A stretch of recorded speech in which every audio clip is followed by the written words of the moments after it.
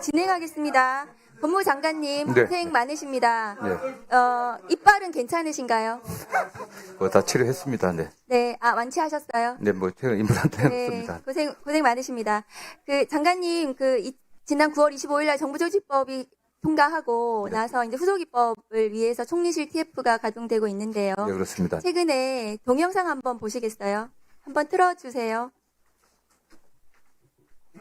검찰을 이긴 정권은 없다. 검찰은 만 가지 수를 갖고 있거든요. 그 만 가지 수가 이번에도 아주 잘 먹히고 있다라고 보고 있어요. 얼마 전에 정부조직법이 개정이 됐잖아요. 그래서 검찰청이 공소청으로 바뀌었어요. 그래서 일부 어떤 분들은 야, 검찰 해체됐다. 78년 검찰이 드디어 역사 속으로 사라졌다. 이러면서 환호하고 어떤 분들은 자기 공지사를 좀 하고 이러시던데 저는 이렇게 말씀드리고 싶어요. 아직 샴페인을 터트리기는 너무나 이르다. 지금 검찰에서 뭐라고 하고 있는지 아세요? 이 가을만 잘 넘기자 이러면서 표정 관리하고 있대요. 내년에 지방선거 있잖아요. 그래서 이 가을만 지나면 선거 국면에 들어서고 선거 이제 국면에 들어서면 검찰개혁 강력하게 들어가기가 어렵다. 그러니까 이번 가을만 넘기면 된다. 이렇게 얘기하고 있어요. 서지현 검사는 검찰 내부에서 본인이 그 검찰권 남용 그 피해를 입은 것에 대해서 스스로 그것에 대해서 문제 제기를 했던 네. 개혁적인 검사였다고 생각합니다. 네, 알고 있습니다. 그 검사가 하는 저 말이 저는 사실이 아니기를 바랍니다. 정부에서 지금 후속입법을 논의 중에 있는 것으로 알고 있는데요. 그럼 가을만 넘기자라고 하는 저 말이 검사들이 하고 있지 않다고 보는데 장관님 그렇게 생각하시겠죠? 저는 그러면 네, 이 정부 입법은 연내에는 마련이 되는 건가요? 언제 마련이 되는 일단 것인가요? 제가 직접 관여하고 있거나 어떤 보고받고 있지는 않습니다. 다만 존경하는 위원님도 잘 아시는 것처럼 이재명 대통령이 변호사로서 시민운동과 국민의 인권을 위해서 굉장히 오랫동안 시민운동을 해오신 분입니다. 성남시장 경기도지사 고치고 또 대선 후보로서 엄청난 어쨌든 수사기관으로부터의 압박에 피해를 많이 받았던 분입니다. 누구보다도 개혁 의지가 강합니다. 네, 저는 시한을 여쭤보는 거거든요. 대통령 언제 이 정부 입법 총리실에서 법무부에서 주도하시겠죠? 아니, 저희도 이것은 주도하고 있지 않습니다. 언제 이게 제출이 되는 겁니까? 국무조정실에서 주도를 하고 있고요. 법무부에서 그 검사들 가가지고 일부 가서 좋은 지금 하고 방송 있잖아요. 그렇습니다. 법무부는 손 놓고 계시는 건가요? 네, 그건 사실상, 아니잖아요. 아니, 저희가 이것이 정부에서 법무부 입법으로 네. 되는 거잖아요. 그렇지 않습니까?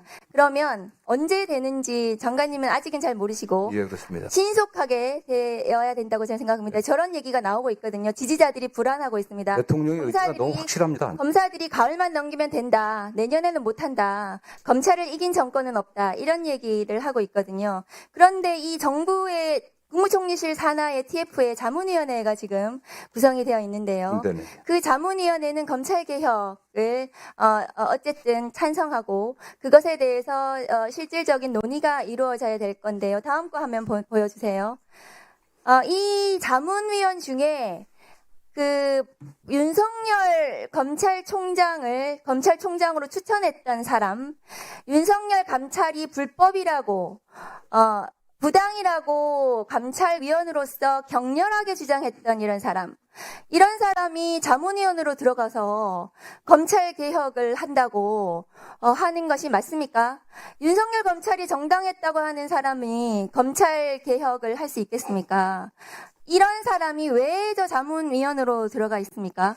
장관님 알고 계신가요? 저는 정확한 내용은 좀 모르고 좀 처음 듣는 얘기입니다. 그런데 이 사람 서울대 교수라고 하는데 그 당시 윤석열 감찰은 적법했다는 것이 법원의 최종적인 판단입니다.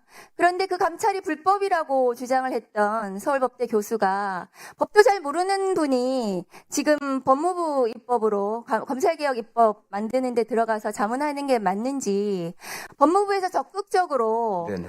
이 개혁에 대해서 개혁을 추진하는 인사가 친윤 인사가 되지 않도록 네네. 의견을 내주십시오. 친윤 검찰에 둘러싸여가지고 누가 누군지도 모르면서 막 개혁한다고 모아놓고 거기에 자문위원 중에 16명 중에 4명을 제외하고는 전부 다 개혁적인 인사인지 제가 모르겠거든요. 그중에 심지어 저렇게 친윤 인사가 들어가 있습니다.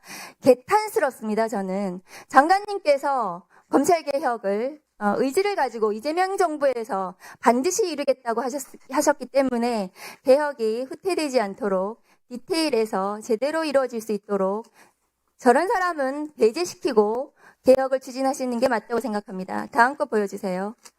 그런데 검사들이 이 국감장에 나와서 혹은 자기들의 또 언론이나 이런 데서 저렇게 검찰청 폐지가 위헌이다. 검찰개혁의 구성원으로서 동의하기 어렵다. 서울중앙지검장이 여기 나와서 하는 말입니다. 그리고 이 정부조직법은 위헌이다. 동의하지 않는다. 이런 말을 버젓이 하고 있습니다. 장관님. 이런 검사들에 대해서 경고하셔야 되지 않습니까? 이런 개혁에 역행하는 발언을 그것도 검사장이 하고 있거든요. 경고하셔서 개혁이 추진될 수 있도록 하셔야 됩니다. 장관님께서 그런 의무를 가지고 그런 권한을 가지고 그 자리에 앉아 계시는 거거든요. 저 검사들이 여기 나와서 검찰 개혁이 왜 필요한지를 국민들께 보여주고 있습니다. 여기 나와 있던 최재현 검사 등등이 국민들께서 그래서 검찰 개혁이 필요하구나 온몸으로 보여주고 있거든요. 오만하고 거만하고 검찰만이 대단하고 국민위에 군림하고 그것이 당연한 것처럼 그렇게 하는 것에 대해서는 장관님 경고 잘 하시던데 경고 좀 해주셨으면 좋겠습니다. 네, 다음 거 보여주세요. 장관님 그렇지 않으면 저것이 어떤 화면인지 아십니까? 2020년 윤석열 감찰 당시에 나왔던 이프로스 화면입니다. 저기 보면은 전국 검찰청이 동시다발적으로 성명서를 발표합니다. 공무원의 집단 행동이죠. 감찰은 불법이다. 감찰은 불법이기 때문에 윤석열 검찰총장에 대한 감찰을 멈춰라. 징계를 멈춰라. 검사들이 전부 다 집단적으로 저렇게 반발하고 있습니다. 장관님이 이 아까 말씀드렸던 그 검사장들을 경고하시지 않으면 장관님 저기 보십시오. 장관을 사퇴하라고 검사가 저렇게 얘기하고 있습니다. 저기 댓글이 저만큼 달리고요. 저는 이재명 국민주권 정부가 성공하길 바랍니다. 검찰개혁이.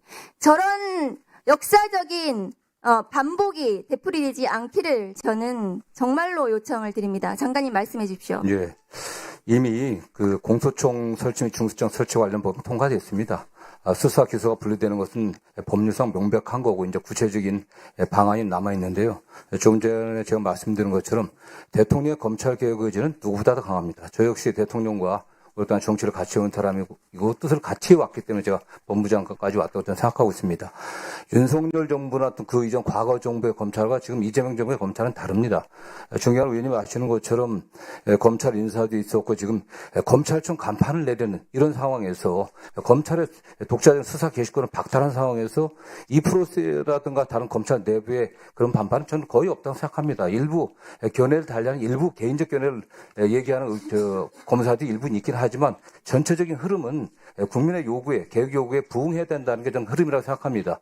과거 어느 때보다도 더 중대한 검찰개혁의 이런 시기에 전 대다수의 검사들이 동의하고 있고요. 저는 법무장관으로서 확실히 말씀드리면 분명하게 우리 국회와 또 협의를 해갖고 노인과의 적극에 참여해서 검찰개혁이 좀 제대로 완수될 수 있게 하겠다는 게 저희 생각입니다.